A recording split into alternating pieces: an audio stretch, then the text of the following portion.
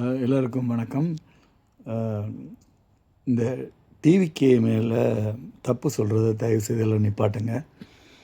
அதாவது கடமை, கண்ணியம், கட்டுப்பாடு இதுதான் சொல்ல. இப்போ நம்ம முதல்வர் விஜய் மக்களுக்கு என்னென்னா இது ஒரு மாற்றம் வந்திருக்குல்ல, இந்த மாற்றத்தை ஏயிலேருந்து ஆரம்பிக்கணும், ஆனாவிலேருந்து ஆரம்பிக்கணும்.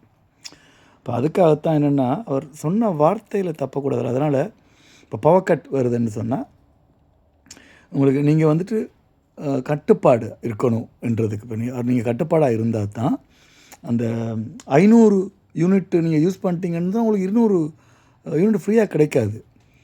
அதை நினச்சி தான் அவர் பண்ணிகிட்ருக்காரு. நீங்கள் தப்பாக நினச்சிட்ருக்கீங்க. நீங்கள் அந்த 500 யூனிட்டுக்கு மேலே போகக்கூடாதுன்றதுக்காக இப்போ கரண்டை கட் பண்ணி உங்களுக்கு இந்த 200 யூனிட்டு கிடைக்கிற மாதிரி என்ன பண்ணுமோ அதுக்காக தான் பண்ணிகிட்ருக்காரு. அதனால் தயவுசெய்து முதல்வர் விஜய் தப்பாக பேசாதீங்க, தப்பாக நினைக்காதீங்க. கரண்ட் கட் பண்ணி அதை பழகிக்கொள்ளுங்க. ஏன்னா கரண்ட் இப்போது கடந்த கால அரசு இதில் அவங்க நீங்கள் எவ்வளோ உங்கள்கிட்டருந்து காசு சம்பாதிக்கிறதுக்காக அந்த அந்த தீய சக்தி டிஎம்கே உங்கள்கிட்ட கரண்ட்டு கட் பண்ணாமல் உங்கள்கிட்ட இருந்து காசை பிடுங்கியிருக்காங்க இபியில். அதனால் இவர் உங்களை கட்டுப்பாடாக இருக்க வச்சு உங்களுக்கு 500 யூனிட்டுக்கு குறைய உங்களை யூஸ் பண்ண வச்சு 200 யூனிட் உங்களுக்கு ஃப்ரீயாக கொடுக்க போகிறாரு. அதே மாதிரி இப்போ நிறைய குற்றச்செயல்கள்லாம் நடந்துகிட்ருக்குதுல்ல. இப்போ நம்ம எல்லாத்துக்கும் ஒரே தப்பு சொல்லக்கூடாது. இப்போ நம்ம எதிர்பார்த்தது என்னென்னா சினிமாக்களில் வர்ற மாதிரி இப்போ டைரக்டர்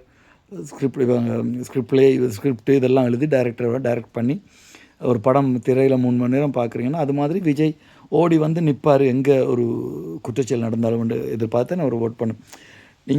நீங்கள் உங்களோட இதில் மாறக்கூடாது. அவரும் மாற மாட்டார். சொன்ன வார்த்தை காப்பாற்று. இப்போ என்னென்னா இப்போ கொல்லப்படுறவங்களோ இல்லை கற்பழிக்கப்படுறவங்களோ அந்த வார்த்தையை சொல்லக்கூடாதுன்னு நினைக்கிறேன். ஓகே படுறவங்களோ நீங்கள் எல்லாம் ரெடி பண்ணி உங்களுக்கு அது உங்களை மேலே தான் தப்பு. நீங்கள் என்ன பண்ணும் எல்லாம் சொல்லி அங்கே ஹீரோயினை வச்சு கேமராமேனை வச்சு எல்லாம் ரெடி பண்ணிவிட்டு அதுக்கப்புறம் இந்த குற்றச்செயலை நடக்க வச்சிங்கன்னு இப்போ டைரக்டர் ஒருத்தரை வச்சு ஆக்ஷன் சொன்னால் அந்த இடத்துல நிற்பார். அப்படியே வேதநாயகம் மாதிரி அப்படி நிற்பார். நீங்கள் அது எல்லாம் ஒன்றுமே சொல்லாமல் சும்மா ஒரு குற்றச்செயல் நடந்துருச்சுன்னு சொன்னால் அவர் அப்படி நிற்பார். சினிமா 40 வருஷமாக சினிமா பழகினவர் இல்லை. 40 வருஷத்தில் அதாவது